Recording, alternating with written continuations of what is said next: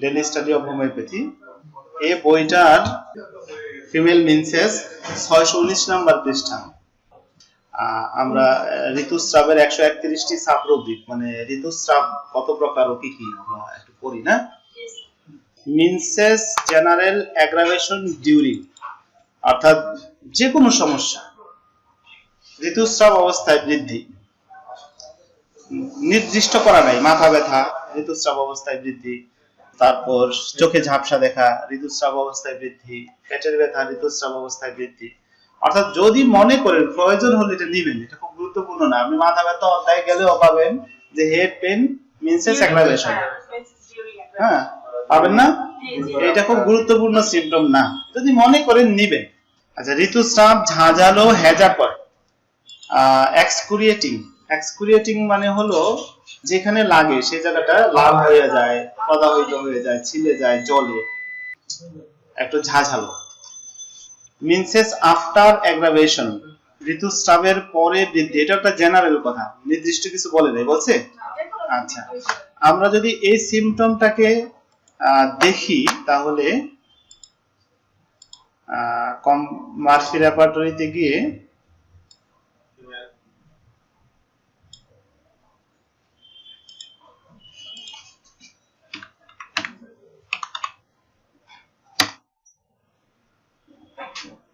After aggravation কোনো সাবরুব্রিক নাই, ঠিক আছে। এলিমেন্টস অফ মেন্সেস, অর্থাৎ ঋতুস্রাব হলে তার অসুস্থতা দেখা যায়। এই ডিউরিং অ্যাগ্রাভেশন আর এলিমেন্টস অফ মেন্সেস প্রায় সেম ভাষা। আর এখানে রেপার্টরি যিনি লিখছেন তিনি দুইটাকে দুই ভাবে লিখছেন কেন, এটা হলো তিনার বিশুদ্ধতা। বিশুদ্ধতা হলো যিনি প্রুভার, যার উপরে প্রুভ করছেন, বিষয়টা হলো দুজনের মাঝে কি কথা হয়েছে। কেউ বলছে যে ঋতুস্রাব অবস্থায় আমার মাথা ব্যথাটা বাড়ছে, তাহলে অ্যাগ্রাভেশন এই সিম্পটমটাতে ঢুকে গেছে। কেউ বলছে যে ঋতুস্রাব হলেই আমার মাথা ব্যথা, আগে কোনো সময় হয় না, মানে মাথা ব্যথা আগেও হয় কিন্তু ঋতুস্রাব হলে বাড়ে। আর আরেকটা কথা হলো যে ঋতুস্রাব হলেই মাথা ব্যথা হয়, অন্য সময় হয় না। দুইটার মধ্যে পার্থক্য আছে না? এলিমেন্টস অফ মেন্সেস, ঋতুস্রাব হলেই সে অসুস্থ হয়, অন্য সময় অসুস্থ হয় না।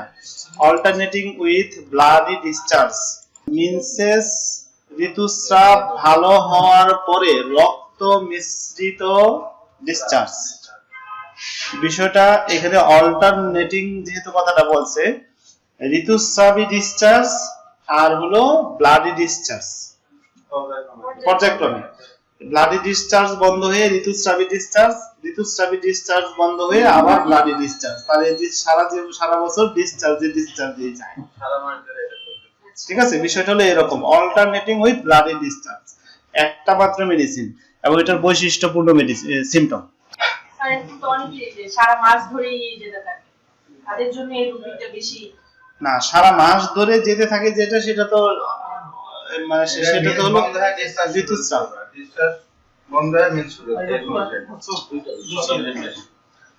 যদি ঋতুস্রাবটা সারা বছর হয়ে যায়, সারা মাস হয়ে থাকে, যেমন 10 দিন, 15 দিন, 1 মাস, 25 দিনও শেষ হয় না অনেকে ঋতু। এইটা যে ব্লিডিং ধরা যাবে না, ওইটা না, এটা অন্য জিনিস। হ্যাঁ, এক মাস কনস্ট্যান্ট, অনেকে তো পিরিয়ডটা ঋতুস্রাবের একটা 7 ডেজ এর পরে গেলে যদি থাকে কন্টিনিউ করে বা 10 ডেজ ম্যাক্সিমাম, তারপরে তো আমি মেন্সেস বলবো না, ওটাকে আমরা মেন্সেস বলবো না। একটা রেপার্টরিটা কনস্ট্যান্ট লেখা যাবে, হ্যাঁ কনস্ট্যান্ট একটা দেয়, ওটাকে আমরা ঋতুস্রাব বলি না, কিন্তু ঋতুস্রাব বন্ধ হয় না ওইটা তো দিতে পারি। আচ্ছা, ঋতুস্রাবের সময় উপশম হতে থাকে, মেন্সেস এমিলারেশন ডিউরিং। তাহলে কি আমরা যে লং টাইম যেটা হয়, মানে তাহলে সেটা কি আমরা পিরিয়ডের অন্তর্ভুক্তই ধরবো? হ্যাঁ, শুরু হয়ে বন্ধ না হলে শরীয়তে অন্তর্ভুক্ত হয় না, কিন্তু আপনি ডাক্তারি ভাষায় পিরিয়ডটা তো 7 দিন পর্যন্ত বা 10 দিন পর্যন্ত থাকবে, হ্যাঁ, কিন্তু যদি বন্ধ না হয়, নন স্টপ হয়, তখন এইটার সাথেই আপনি ধরে নেবেন। ঋতুস্রাব বন্ধ হওয়ার পরে যদি আবার হয়, যেমন 4 দিন বন্ধ হওয়ার পরে আবার হয়েছে, ওইটা হবে ব্লিডিং। ওটা নন ব্লাড ব্লাড ডিসচার্জ, ওইটা হলো নন মেনস্ট্রুয়াল ব্লিডিং। ঠিক আছে? আর ঋতুস্রাব মেনস্ট্রুয়াল ব্লিডিং শুরু হয়েছে কিন্তু আর বন্ধ হয়নি, সেটা নন মেনস্ট্রুয়াল ব্লিডিং বলবেন না। হ্যাঁ, ওইটা হলো নন স্টপ ব্লিডিং বা নন স্টপ ঋতুস্রাব। ঠিক আছে? এই টার্মগুলো আসবে, এইখানে আমরা যেহেতু মিনসেস অধ্যায়টা পড়ছি, এই টার্মগুলো চলে আসবে ইনশাআল্লাহ। তারা অনেকে বলে যে আমি ওষুধ খাইলে বন্ধ থাকলো, মানে তখন ছেড়ে তখন আবার। আচ্ছা, এই টার্মগুলো আসবে। হ্যাঁ, এটার জন্য আপনারা মিনসেস এবং ব্লিডিং দুইটা অধ্যায় পড়বেন। আচ্ছা, ঋতুস্রাবের সময় উপশম হতে থাকে, তার সকল সমস্যা ঋতুস্রাব ছাড়া সাধারণত কি ন্যাচারাল হলো ঋতুস্রাবের সময় বাড়বে, কিন্তু এখন তার সমস্যাগুলো এই পেশেন্ট, এই 24 জন পেশেন্ট মানে কি, এখানে 24 মানে কি 24টা মেডিসিন, এই 24টা মেডিসিনের পেশেন্টের ঋতুস্রাবের সময় হলে তার সমস্যাগুলো কমে। তাহলে উল্টা না, যেখানে উল্টা সেটাই আমার গুরুত্বপূর্ণ সিম্পটম। এখানে নির্গমনে নির্বৃত্তি ল্যাকেসিস আছে। আচ্ছা, তাহলে আমরা যদি রেপার্টরিতে যাই, এমিলারেশন ডিউরিং, আমরা ওপেন রেপার্টরিতে দেখুন, এমিলারেশন ডিউরিং এর মধ্যে অনেকগুলো মেডিসিন আছে, শুধু ল্যাকেসিস না। আর ম্যাটেরিয়া মেডিকা পড়তে গিয়ে, হ্যাঁ, ম্যাটেরিয়া মেডিকা পড়তে গিয়ে যে একটা ওষুধ পড়লাম ল্যাকেসিস, তাহলে আমাকে ওষুধ নির্বাচনের ক্ষেত্রে কনফিউজ করে ফেলবে। ঠিক আছে? নির্গমনে নির্বৃত্তি, এটা তো ল্যাকেসিস একটা প্রধান। আবার না, অল কমপ্লেন ডিউরিং, সমস্ত কমপ্লেন অবস্থায় ঋতুস্রাব হলে মানে এটা এমিলারেশন হয়। নাকি এটা হবে যে স্যার ঋতুস্রাব অবস্থায় তার সকল কমপ্লিট দেখা দেয় না, এমন রসে সাবজেক্ট ওই সময় সমস্ত কমপ্লিট এমএল ইয়া হয়, ভালো হয়, ভালো হয়। ও এমিলারেশন তো হ্যাঁ, দুইটা মেডিসিন ল্যাকেসিস আর জিঙ্কাম, মানে সব কমপ্লেন বন্ধ হয়ে যাবে, সব কমপ্লেন। ঋতুস্রাব অনুপস্থিত, যদি এমেনুরিয়া মানে ঋতুস্রাব হয় না, অনুপস্থিত 168টা। হ্যাঁ, আচ্ছা, ঋতুস্রাব অ্যামোনিয়া যুক্ত, অ্যামোনিক্যাল, অর্থাৎ ঋতুস্রাবের ব্লাডের সাথে কি আসে, দানা দানা অ্যামোনিয়া, দানা দানা কি বলে, সাদা সাদা এই আসে না,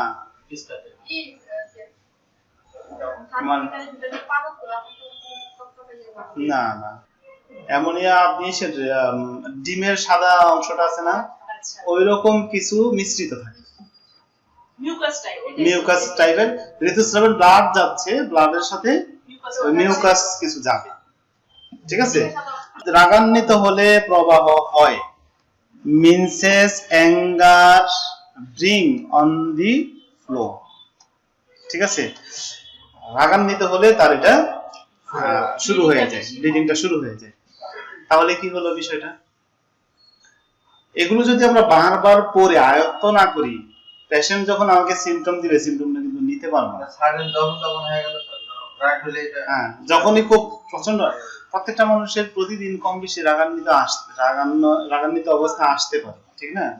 একটা ফ্যামিলিতে দেখা গেল যে হ্যাঁ বাচ্চাকে দুধ খাওয়াচ্ছে তখন আসতেছে, হ্যাঁ আছে, তো একটা ফ্যামিলিতে দেখা গেল যে রাগ হওয়ার মতো পরিবেশ মাঝে মধ্যে হয়। হ্যাঁ, কিন্তু রাগের তীব্রতা যদি ধরেন, তীব্র রাগ হওয়ার পরিবেশ কিন্তু ফ্যামিলিতে সব সময় হয় না, ঠিক না? একটা এখন ওই তীব্র রাগান্বিত হলো, ধরেন কোনো কারণে কেউ কোনো তীব্র রাগান্বিত হলো, তার ঋতুস্রাব হয়ে গেল, বারে বারে সে ট্রাই করে দেখলো যে না, আমার ওই খুব বেশি রাগান্বিত হলে ঋতুস্রাব হয়ে যায়। পেশেন্ট যদি এই টেনশনটা তো অন্য জিনিস, ওইটার জন্য আলাদা রুব্রিক আছে, দেখবেন, অপেক্ষা করেন। তো কারণ একটার ভিতর আরেকটা ঢুকাই দিলে তো কথাটা কমপ্লিট হয় না। হ্যাঁ, তাহলে কি হলো, এই রাগান্বিত অবস্থায় যদি তার কারো ফ্লোটা আরম্ভ হয়ে যায় এবং এটা বারবার তার কাছে পরীক্ষিত, প্রথমে একবার হয়েছে, এটা আপনি ধরে নিতে পারেন না যে এটাই কারণ, বারবার পরীক্ষিত, তাহলে ওষুধ মাত্র 2টা, খুব সুপার সিমটম। কারণ এই ধরনের সিমটম গুলো পেলে আপনাকে দ্বিতীয় দিকে তাকাতে হয় না। হ্যাঁ, অর্গাননে বলা হয়েছে কি যে রুটস খুঁজতে হবে, rare, uncommon, peculiar, striking symptom. এই সিমটম গুলো না পাওয়া গেলে টোটালিটি সিমটম। এগুলো একটার ভিতরে দেখেন কয়টা টোটালিটি। আপনি স্ট্রাইকিং সিমটম এটাকে বলা হয়। এই একটার ভিতরে কয়টা সিমটম, তার হইতে হবে মিনসেস, হইতে হবে অ্যাঙ্গার, হ্যাঁ, তারপর হইতে হবে তার ফ্লো। একটার ভিতরে 3টা সিমটম জোড়া লাগা একটা সিমটম। সিমটমের গুরুত্বটা আপনি কিভাবে মাপবেন, ঠিক না? আচ্ছা, মিনসেস অ্যাপেয়ার, মিনসেস আরম্ভ হওয়া, এই অ্যাপেয়ারটা খুব গুরুত্বপূর্ণ একটা রুব্রিক। আমি আপনাদেরকে ভিতরে ঢুকে দেখাচ্ছি। নাও অ্যাজ ইফ দিয়ে দিছে অ্যাপেয়ারের ভিতরে, অ্যাপেয়ার অ্যাজ অফ উড আর অ্যাজ ইফ উড, অ্যাপেয়ারের ভিতরেই যান। কোল্ড আফটার, তারপরে হলো ডায়রিয়া উইথ, ফ্রিকুয়েন্টলি, বারবার। তাহলে বুঝা গেল কি? না, মেডিসিনটা দেখেন, প্লাটিনাম। মিনসেস জেনারেল, এখান থেকে পড়বেন পুরো সিম্পটমটা। Menses general appear as if wood frequently, হ্যাঁ, যেন বারে বারেই তার ঋতুস্রাবটা আরম্ভ হয়ে যাবে, এরকম একটা অ্যাজ ইফ, হ্যাঁ, মনে হচ্ছে যেন, হ্যাঁ, এই বুঝি তার আরম্ভ হয়ে যাবে, হচ্ছে না। সকালবেলা মনে হচ্ছে যে তার আরম্ভ হয়ে যাবে, আমার দুপুরবেলা মনে হচ্ছে তার আরম্ভ হয়ে যাবে, হচ্ছে না। সে প্রস্তুতি নিচ্ছে, হ্যাঁ, যে তার ঋতুস্রাবটা আরম্ভ হয়ে যাবে, হচ্ছে না। আবার পরের দিন তার মনে হচ্ছে যে আরম্ভ হয়ে যাবে, সে প্রস্তুতি নিচ্ছে, কিন্তু হচ্ছে না। এই সিমটমটাই বোঝানো হয়েছে। আচ্ছা, এই বিষয়টাকে যদি আপনি আয়ত্তে না আনেন, ভাষা ভাষা মনের ভিতরে থাকে, পেশেন্টকে চিকিৎসা করে আপনি মজা পাবেন, হ্যাঁ, পেশেন্টকে চিকিৎসা করে মজা পাবেন না। তাহলে কি করতে হবে? এই রুব্রিকগুলো বারবার করতে হবে, বারবার রিভিশন দিতে হবে, না? আচ্ছা আচ্ছা, শক ফ্রম এ মানে কি?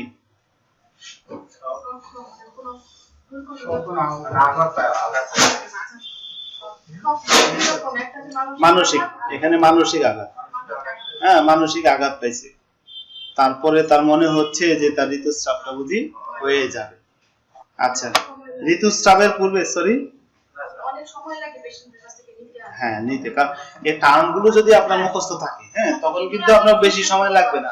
রোগী আয়সা 2টা কথা বললে আপনি বুঝে যাবেন কোন ওষুধ। আমরা তো একসময় এটাই জানতাম না যে আমরা রোগী কি কোশ্চেন করব। হ্যাঁ, কারণ প্রশ্ন আপনাকে শিখাবে, এইগুলো চর্চা করলে আপনাকে প্রশ্ন শিখবেন, না হলে আপনি প্রশ্ন শিখতে পারবেন না। থিওরি যত বেশি জানবেন ভালো, থিওরি জানা দরকার আছে, কিন্তু থিওরি দিয়ে প্র্যাকটিস করতে পারবেন না। পেশেন্ট আসলে আমরা কি তখন আগে জিজ্ঞাসা করতাম কথা বুঝতে পারছেন? যেমন ওভারিয়ান সিস্ট কাকে বলে, কি লেনদেন, থিওরিটা আপনি খুব ভালো জানবেন, হ্যাঁ, অ্যাপ্লাইয়ের ক্ষেত্রে আপনি পারবেন এই সিমটম গুলো না ছাড়া অ্যাপ্লাই লাগবে, ঠিক না? ঋতুস্রাবের শুরুতে বৃদ্ধি, মেন্সেস বিগিনিং অফ অ্যাগ্রাভেশন, ঋতুস্রাব কালো, ব্ল্যাক, মূত্রথলির লক্ষণের সহিত, ব্লাডার সিমটমস উইথ, অর্থাৎ ঋতুস্রাব যখন শুরু হয় তখন তার মূত্রস্থলীর সিমটম শুরু হয়। মূত্রস্থলীর সিমটমটা কিরকম? হ্যাঁ, প্রস্রাব আটকে যায়, প্রস্রাবে জ্বালাপোড়া হয় বা প্রস্রাব বেশি হয়, ইত্যাদি ইত্যাদি বিভিন্ন রকম সিমটম তৈরি হয়। মাত্র 4টা সিমটম। তাহলে এখানে কনকমিটেন্ট সিমটম, কিন্তু এটা কিন্তু গুরুত্বপূর্ণ একটা রুব্রিকের ওজন মাপাও শিখতে হবে, ঠিক আছে? রুব্রিকের যদি আপনি ওজন না মাপতে পারেন, এই রুব্রিক থেকে ভালো ফলাফল নেওয়া কঠিন হয়ে যাবে, বুঝতে পারছেন? রুব্রিকের ওজনটা কি, তার হতে হবে মিনসেস। এটা কোন জায়গার সিম্পটম? Female জেনিটালিয়ার symptom. তার সাথে তার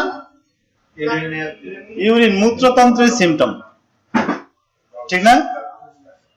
একটা হলো কি রিপ্রোডাক্টিভ সিম্পটম, আর একটা হলো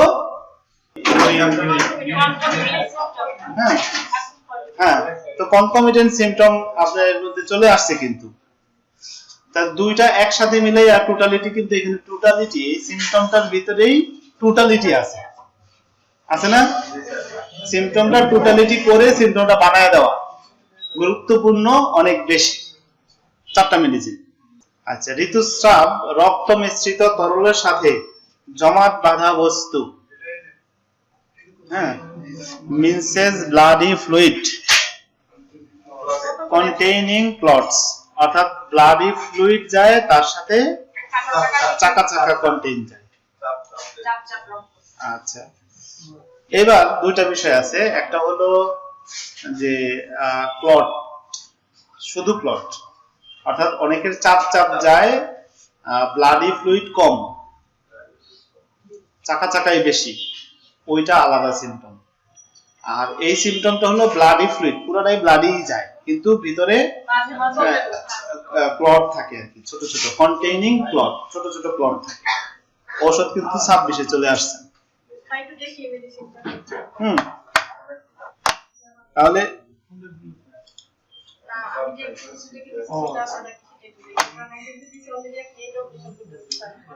বেলেডোনা, সাবাইনা, সিকিলিকর, ক্যামোমিলা, চায়না, ফেরাম মেট, তারপরে বাকি হলো থার্ড। ওকে, ঋতুস্রাব দেখা দেয় স্তন্যদান করলে, menses breast feeding, menses during. একটা পেশেন্ট যদি আয়সা এই সিম্পটমটা বলে, একটা সিম্পটমে যথেষ্ট তাকে ওষুধ দেওয়ার জন্য। তাহলে এইটার এই সিম্পটমের ওজনটা মাপতে পারছেন তো?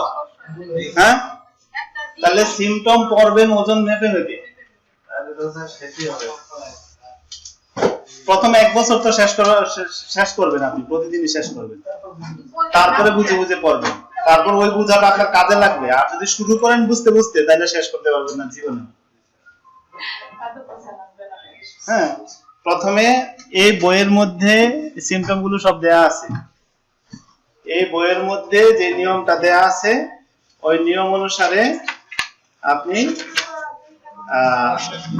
পড়বেন। এই বইয়ের মধ্যে বইটি পড়ার কৌশল, এই জায়গার মধ্যে লেখা আছে যে আমার দেয়া কৌশল অনুসরণ করে যিনি অন্তত 2 বছর নিয়মিত বইটি চর্চা করবেন তিনি অবশ্যই সফল ও জ্ঞানী হোমিওপ্যাথ হওয়ার রাজপথে পরিচালিত হবেন। ওই গ্রামের, হ্যাঁ, রিক্সা চালার পথে না, রাজপথে, ঠিক আছে? অপর্যাপ্ত জ্ঞানের জড়তা থেকে নিজেকে রক্ষা করতে পারবেন। এই বইটার ভিতরে কি আছে? অর্গাননের 291টি অ্যাফোরিজমের সংক্ষিপ্ত পরিচিতি, ম্যাথমেটিক্যাল 240টি ঔষধের মূল কথা, রেপার্টরির 11,045টি মূল রুব্রিক এবং 6,838টি সাব রুব্রিক সহ মোট 17,883টি রুব্রিক এর ভিতরে আছে, বাংলা এবং ইংরেজিতে অনুবাদ করা। এই রুব্রিকের ভিতরে কি আছে? সকল প্রকার অ্যানাটমি পরিচিতি, অর্থাৎ রুব্রিকের ভিতরে কি নামগুলো আছে না? হ্যাঁ, ওভারি আছে, ইউট্রাস আছে, মেটোরিয়াম, মায়োমেটোরিয়াম আছে না, সার্ভিক্স, এগুলো কি অ্যানাটমির অংশ না? হ্যাঁ, এই রুব্রিকের ভিতরে নামগুলো আছে, তার মানে অ্যানাটমি আছে। সকল রোগের নাম ও পরিচিতি, রোগের নাম আছে না? এই যে এখানে কিছুক্ষণ আগে পড়লেন এমেনোরিয়া, রোগের নাম শিখলেন না? ডিসমেনোরিয়া শিখলেন না? রোগের নাম এর ভিতরে, এই রুব্রিক শিকার ভিতরে সব আছে। হ্যাঁ, আপনাদের বেসিকটা হতে হবে এই কেন্দ্রিক, এইখান থেকে আপনারা ডেফিনেশনে যাবেন, বাইরে যাবেন, মানে আরো ব্যাখ্যা শিখতে যাবেন, ঠিক আছে? জামিল সাহেবের ক্লাসগুলো লাবণী, শিরিন, তারপরে উনি তো করছেন না, এই আশরাফ ভাই যতটা ভালো বুঝবেন, হ্যাঁ, আশা করি অন্যরা কেউ ততটা ভালো বুঝবেন, এটা আমি গ্যারান্টি দিতে পারি। কেন? ওনারা আগে রেপার্টরি শিখছেন, তারপর ব্যাখ্যা বিশ্লেষণ শিখতে গেছেন। কথাটা বুঝতে পারছেন? তাহলে প্রত্যেকটা ডিজিজ, প্রত্যেকটা অঙ্গ, প্রত্যেকটা পার্ট, প্রত্যেকটা সিমটম আগে শিখে তারপর ব্যাখ্যা বিশ্লেষণ শিখতে গেছে। তাহলে ওনারা যতটুকু পারবেন ওনাদের মতো করে আপনারা ততটুকু কখনো পারবেন না।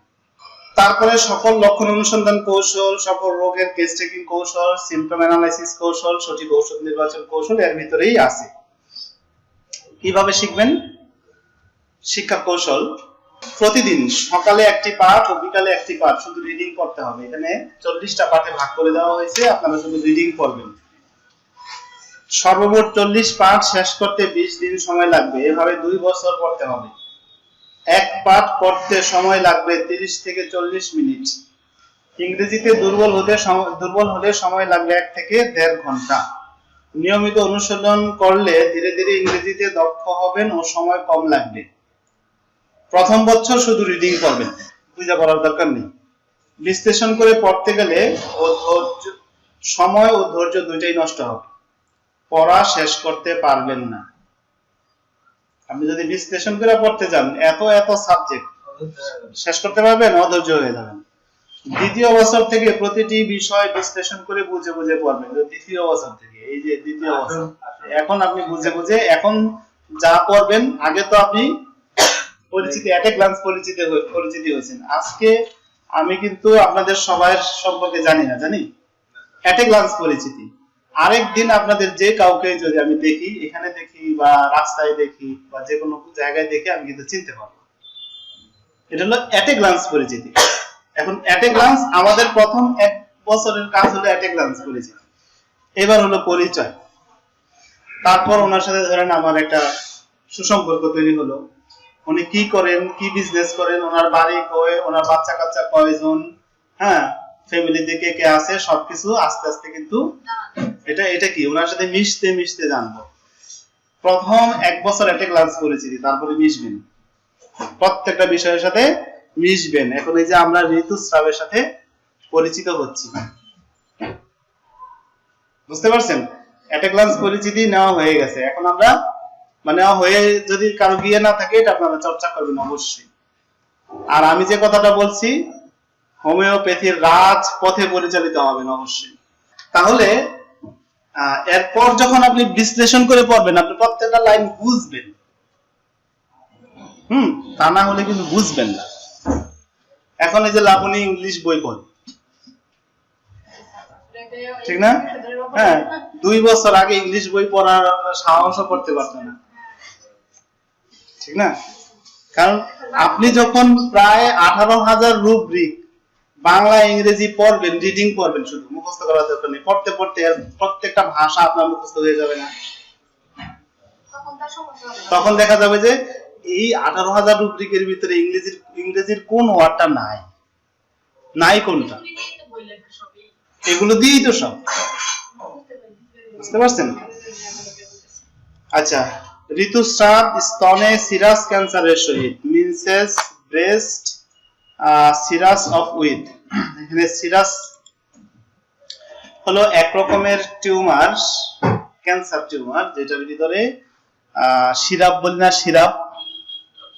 সিরাপ মানে কি? একটা গাঢ় তরল, ঠিক না? এই সিরাস থেকে কিন্তু সিরাপ, ঠিক আছে? এমন একটা টিউমার যার ভিতরে সিরাপের মতো গাঢ় কিছু আছে। আচ্ছা, ব্রাইট রেড, উজ্জ্বল লাল। আমরা কিন্তু এর আগে পড়েছিলাম ব্ল্যাক, না? ব্ল্যাক পড়ছি না? এই যে ব্ল্যাক, ব্রাইট রেড। তাহলে রংটা জানতে হবে। রং জানলাম, কিন্তু যাই না ওষুধ দিতে না পারলে তো হবে না, হবে? আচ্ছা, ব্রাউন, বাদামি। সিসেস সাডেনলি, হঠাৎ করে বন্ধ হয়ে যায়। মানে কি? ঋতুস্রাব শুরু হলো, ভালো ফ্লো আছে, এখনো ফ্লো, 1 মিনিট পরে নাই, হঠাৎ সিসেস সাডেনলি, হঠাৎ নাই হয়ে গেছে। হঠাৎ নাই হয়ে যাওয়ার তো কথা না। এই যে কথা না, কিন্তু কথা, এটাই গুরুত্বপূর্ণ সিম্পটম। জি, যদি কারো ঋতুস্রাব হঠাৎ বন্ধ হয়ে যায়, ঋতুস্রাব তো গ্রাজুয়ালি বন্ধ হওয়ার কথা, ঠিক না? পারে দুইবার হতে পারে। জি একবার হতে পারে দুইবারও হতে পারে এরকম। হ্যাঁ হঠাৎ বন্ধ হচ্ছে আমাদের বন্ধ। তাহলে একটি মাত্র মেডিসিন। ঋতুস্রাব দেখতে এক এক সময় এক এক রকম, মিনসেস চেঞ্জেবল ইন অ্যাপিয়ারেন্স। হ্যাঁ দেখা যায় যে এক সময় চাপ চাপ আসতেছে, আরেক সময় খুব একেবারে পরিষ্কার ব্লাডের মতো আসতেছে, আরেক সময় কালো কালো, একই সময় আবার দেখা যায় কিছু মিউকাস যুক্ত, হ্যাঁ আবার কখনো দেখা যায় ঘন কখনো পাতলা। অ্যাপিয়ারেন্সটাই হলো তার চেঞ্জেবল, সকালে একরকম, দুপুরে একরকম, বিকালে একরকম। যদি চেঞ্জেবল অ্যাপিয়ারেন্স হয় তাহলে দুইটা মাত্র মেডিসিন, আর পালসিটিলা থাকবে। হ্যাঁ ঠিক বলছেন। আমি বলছি স্যার আগে আচ্ছা আপনি আগে বলছেন, ঠিক আছে। মানে আচ্ছা এটা হলো ক্লটেড। ক্লটেড মানে কি? চাপ চাপ চাপ চাপ। আচ্ছা এই ক্লট সম্পর্কে কিন্তু আমরা আমরা এর আগে আর একটা রুব্রিক করছি না, ব্লাডি ফ্লুইড থাকবে তার সাথে ছোট ছোট ক্লট থাকবে। শুধুই ক্লট। হ্যাঁ আর এটা হলো ক্লটেড। এটাতে কোনো ব্যাখ্যা দেওয়া হয়নি, ব্যাখ্যা হয়তো আমরা পেয়ে যাব, যাই না ভিতরে।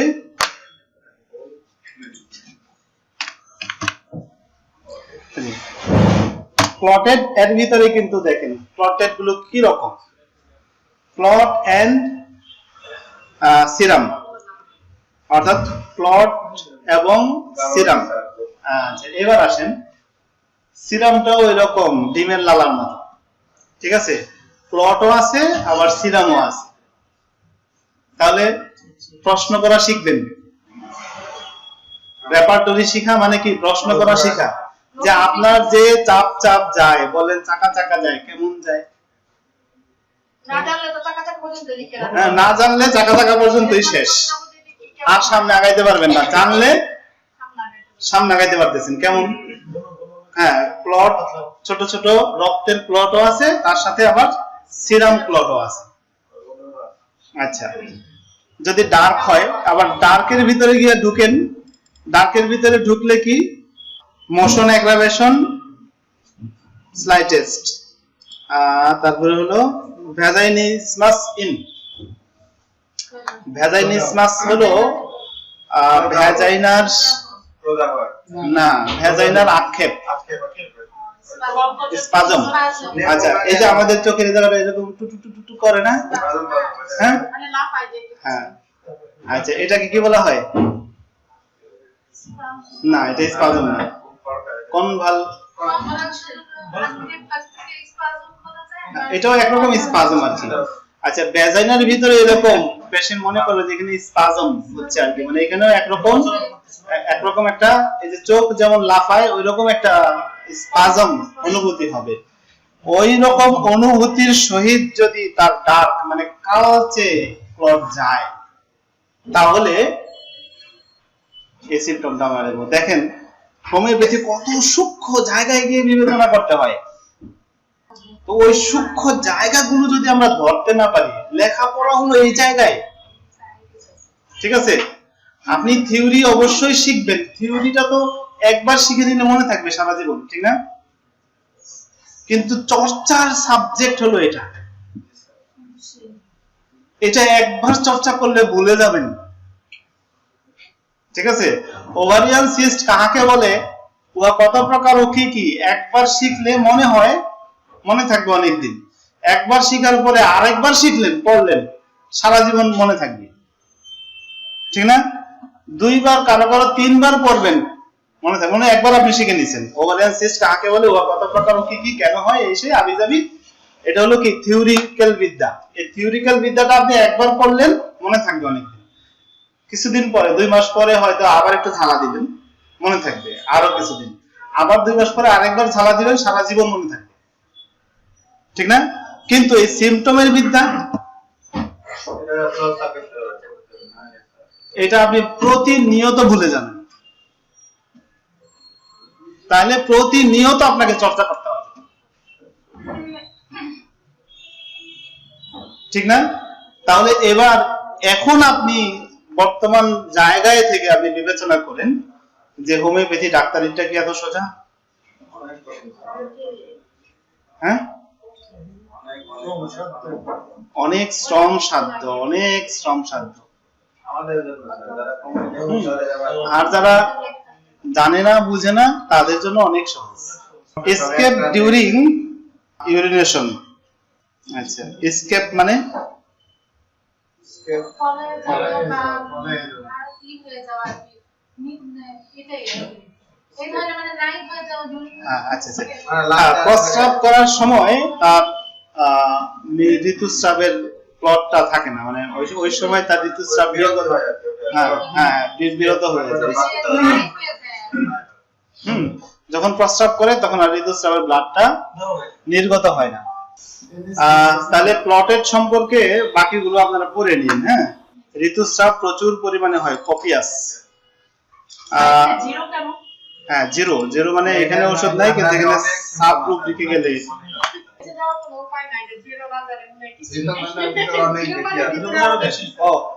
এই দেখেন এখানে কপিয়াসের মধ্যে সে এখানে সাব রুব্রিক ধরাই দিয়েছে আরেকটা মিনসেস প্রফিউজ।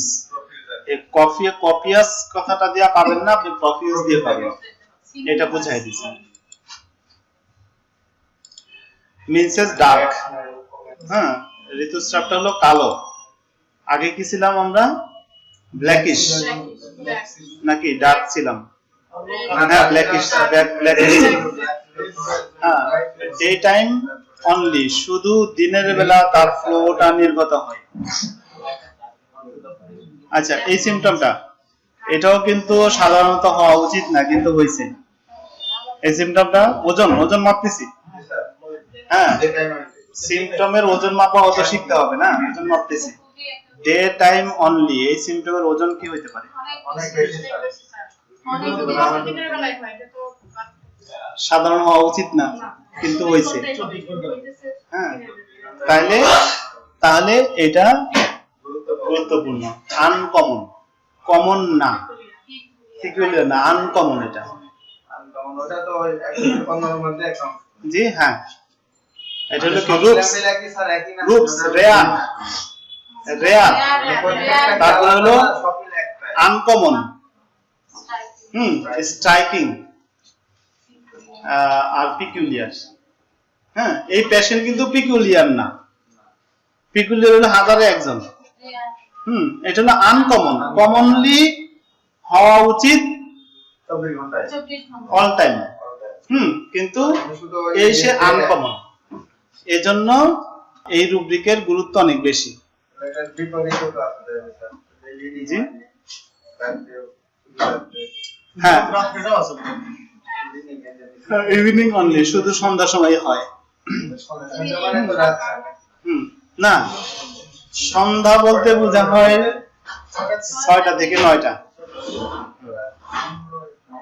আর আফটারনুন হলো 12টা 1 থেকে না 6টা। হ্যাঁ, আর ফোরনুন হলো সকাল 9টা থেকে 12টার পূর্ব পর্যন্ত, আর 12টা অ্যারাউন্ড 12টা মানে তার আশেপাশে সময়টা হলো নুন। ছয়টা থেকে 9টা, 9টার পরে নাইট, রেপার্টরির ভাষায় আর কি। আপনি রেপার্টরিতে যদি যান না, মিডনাইট আফটার, এর ভিতরে আপনি দেখবেন যে 1টায় বৃদ্ধি, 2টায় বৃদ্ধি, 3টায় বৃদ্ধি, 4টায় বৃদ্ধি, এরকম পাবেন।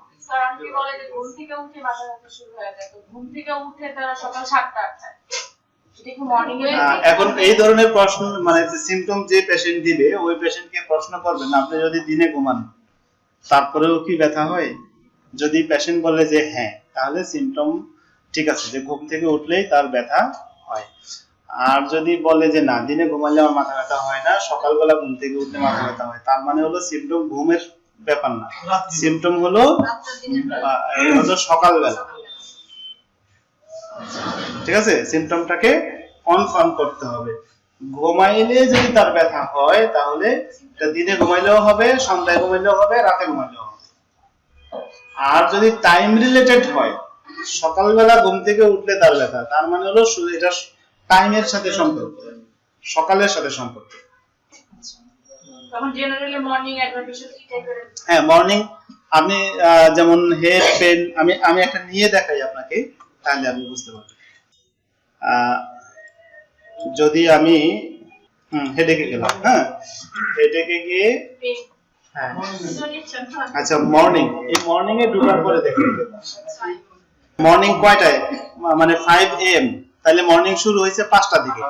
রেপার্টরির ভাষায় মর্নিং শুরু হয়েছে 5টা থেকে। 6 AM, 9 AM, 10 AM, তারপরে ML সকালবেলা উপশম, বেড ইন এই যে বিছানায়, তাহলে পাইছেন বিছানায় থাকতেই তার। আচ্ছা রাইজিং অন, রাইজিং মানে কি বিছানা, বিছানা থেকে উঠার সময় অন। আচ্ছা তার শেষ করে আমি সবগুলোই তো বুঝাচ্ছি। ওয়েকিং অন জেগে ওঠা অর্থাৎ সে যখন বিছানা মানে ঘুম থেকে জাগে, ওয়েকিং মানে কি চোখ খুলছে, তখন থেকেই তার মাথা ব্যথা শুরু। Waking on first opening the eye, যখন প্রথম চোখ খুলতেই তার ব্যথাটা শুরু, বা ব্যথা চিনচিনে ব্যথা আছে চোখ খুলে তার ব্যথাটা শুরু। তাহলে এখানে খুব সুন্দর করে প্রত্যেকটা টার্ম ভেঙে ভেঙে দেওয়া আছে। আর আপনি যদি এইভাবে ভেঙে ভেঙে শিখতে পারেন তবেই আপনি ভালো ডাক্তার হইতে পারবেন, ভালো সিমটম নিতে পারবেন। কেস টেকিং করার জন্য এগুলো শিখতে হবে নাকি? আর এগুলো না শিখলে কেস টেকিং কখনো ভালো করে নিতে পারবেন না। যতই কেস টেকিং ফর্ম নেন, যত কিছুই করেন, কোনো লাভ হবে না। রাইজিং অন দা আচ্ছা রাইজিং অন মানে হলো বিছানায় থাকা অবস্থায় ব্যথা না, বিছানা থেকে উঠে যাওয়ার সময় ব্যথা। বুঝতে পারছেন? ওয়েকিং মানে হলো ঘুম ভাঙা, জেগে ওঠা। আমরা কি ঘুম ভাঙার সাথে সাথে বিছানা থেকে উঠি? হ্যাঁ, এই ধরেন 10-15 মিনিট একটু মোড়ামুড়ি করে তারপর বিছানা থেকে উঠি। তো যতক্ষণ মোড়ামুড়ি করলাম কোনো ব্যথা ট্যাথা নাই, কিন্তু বিছানা থেকে উঠলাম মাথা ব্যথা শুরু হলো, তাহলে সিমটমটা হবে রাইজিং অন।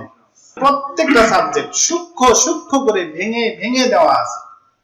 আপনিও সূক্ষ্ম সূক্ষ্ম করে ভেঙে ভেঙে সিমটম নিতে পারলে ইনশাআল্লাহ একজন ভালো ডাক্তার হবেন। শুধু ভালো ডাক্তার না, ভালো ডাক্তারদের রাজপথে পরিচালিত হবেন ইনশাআল্লাহ। ডিসমেনোরিয়া, কোষ্ঠরোজন, এটার আলাদা একটা সাবজেক্ট।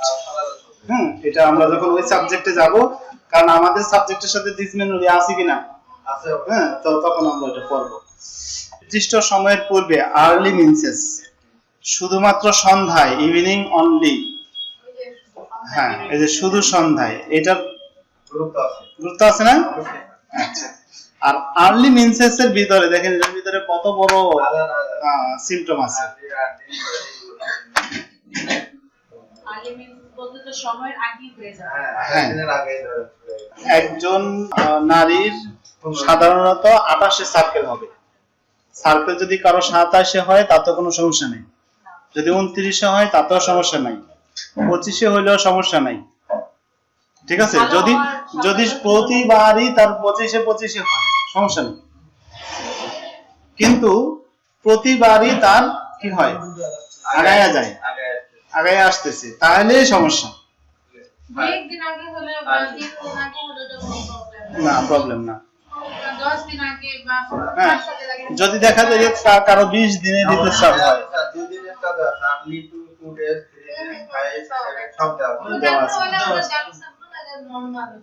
ওটা নরমাল, কিন্তু এটা সিমটম নিবেন আপনি, সিমটম হিসাবে নিবেন, কিন্তু এটাকে আমি ডিজিজ ধরতে পারবো না। বুঝতে পারছেন?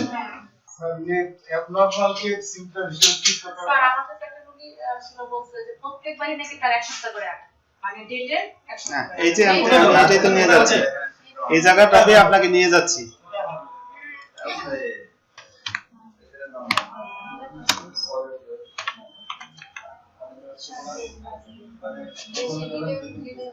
আচ্ছা, এখানে আর্লি মিনসেস এর জায়গায় সি ফ্রিকোয়েন্ট দেখাইছে। হ্যাঁ, FRE,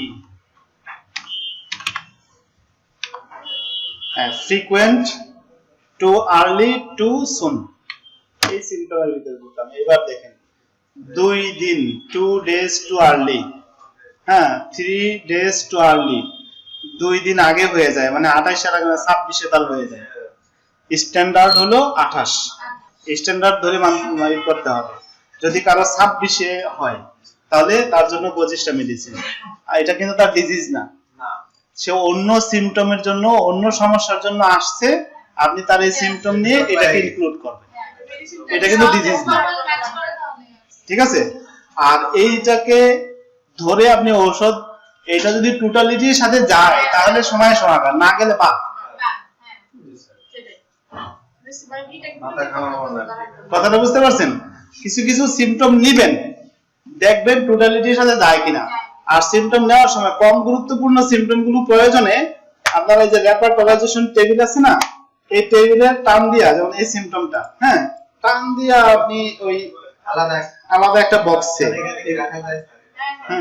রাখা যায়, যেমন 1 নাম্বার বক্সে দিয়ে রাখেন, ঠিক আছে? যে কম গুরুত্বপূর্ণ সিমটম গুলো আপনি আলাদা একটা বক্সে দিয়ে রাখেন, বেশি গুরুত্বপূর্ণ সিমটম গুলো আলাদা একটা বক্সে দিয়ে রাখেন। এটার মধ্যে টিপ দিলে সবগুলো একসাথেই আসবে। আবার যখন আপনি একে টিপ দিবেন, আমি একে নিচে একটা সিমটমই দেখা যাচ্ছে, ঠিক আছে? আপনি রেপার্টরাইজেশন করার সময় 10টা 15টা সিমটম নিলে কোনো সমস্যা নেই। 15টা সিমটমের মধ্যে একেবারে বিশেষ বিশেষ 5টা সিমটম আলাদা করে নিলেন, আর কম গুরুত্ব সিমটম গুলো আলাদা করে নিলেন। এবার আপনি মাপতে পারবেন, সিমটমের ওজনগুলো মাপতে পারবেন, যে বিশেষ সিমটম গুলোতে কে এগিয়ে আর কম গুরুত্বপূর্ণ সিমটম গুলো জোড়া দিলে কি হয়। আচ্ছা, এখানে ফ্রিকোয়েন্ট টু আর্লি, এই আর্লির ক্ষেত্রে 3 দিন 4 দিন 5 দিন 6 দিন 7 দিন, এই যে আপনি প্রশ্ন করছিলেন না যে 1 সপ্তাহ আগে, এই যে 7 ডে 35টা মেডিসিন আছে, 8 দিন 9 দিন 10 11 12 15 21 এভাবে সব আছে। সব হোমিওপ্যাথি যে কত বড় একটা সাবজেক্ট, কত শেখার একটা বিষয়, সেটা ধারণাতীত। আচ্ছা, শুধুমাত্র সন্ধ্যায়। আচ্ছা, বাকিগুলো আপনারা পড়ে নিতে পারবেন না? হ্যাঁ, কারণ আমি আপনাদের একটু ধরায় দিলাম, হ্যাঁ, আপনারা একটু বাকিগুলো পড়ে নেবেন, ঠিক আছে? আজ এ পর্যন্তই। আসসালামু আলাইকুম ওয়া রাহমাতুল্লাহি ওয়া বারাকাতুহু। রোগের মূলে আঘাত হেনে রোগীর মুখে হাসি এনে রোগীর তরে আমরা আপনজন। হুসাইনি ডিজিটাল হোমিও সদন, রোগীর সেবায় আমাদের পণ।